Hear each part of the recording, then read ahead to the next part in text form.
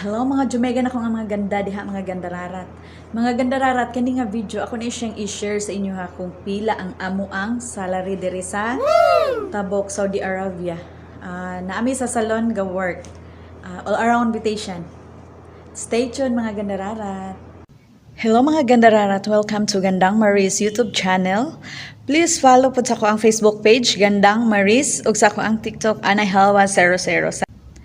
Pero pag bago pa ka sa ko ang YouTube channel, please naman mga gandararat, pa-like, pa-subscribe, o please hit the notification bell para ma-update ka sa ko ang mga video nga bagong i-upload. Salamat! Mga gandararat kami, mga first timer mi diri sa kuan, diri sa Tabok, Saudi.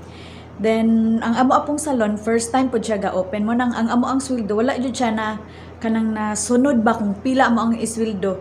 Sa tinuod lang kami diri all around me. Pero ang amo ang sweldo pang manicurista lang yun siya sa tinuod lang. Pero okay ra, wala na may sunod pod, wala na ibalik diri. Kung mobalik man gani may mungitan pod miglang employer kay pag all around ka, medyo taas-taas yun imo ang sweldo. Pero ambot lang pod sa uban, wala ko kabalo kung pila gyud ang ilahang sweldo.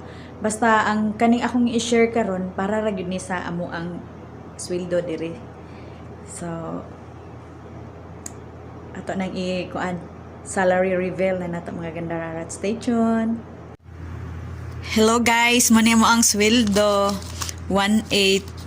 So, ang ipadala 1,250 kinaghag mga bayranan. Then mo ni nabilin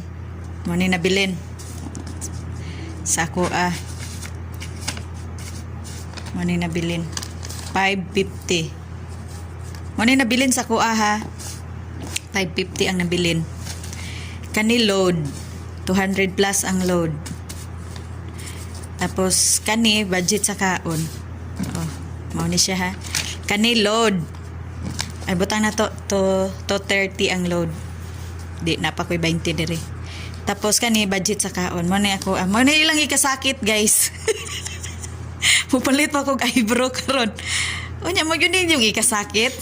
Kaya ingon mo aha ang akong kwarta. 100 real ang nabilin sa ko. Kay kaning kuan 1,250 syempre na pa ko'y mga bayranan sa Pilipinas, na pa ko'y hatagan, na ko'y unsan ni mga bayronon didto. Nang maingon sila nga daw akong kwarta nang laki ba daw ko. Ang laki bing 100 gani sobra ra. Sa amo pang laki ani. Kamu na lay judge gid ani guys kung unsaon ni. So, OFW lang naka-relate ani ha. So mga gandararat, nakita na nato no kung pila jud ang ato ang amo ang sweldo.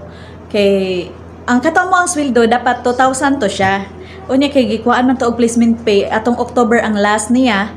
Tapos nihangyo man among madam nga November ug December dili sa siya mahatag karon rang January daw iyang tingbon ang 400 dihatag sa mua. Dito October ang last na mo nga among hatag bayronon sa iya kay 10 months man among bayronon sa placement pay. Then November ug December wala niya gihatag pa mo nang may na lang po to ako save po to nako. Then salamat sa inyong paglantaw mga gandararat.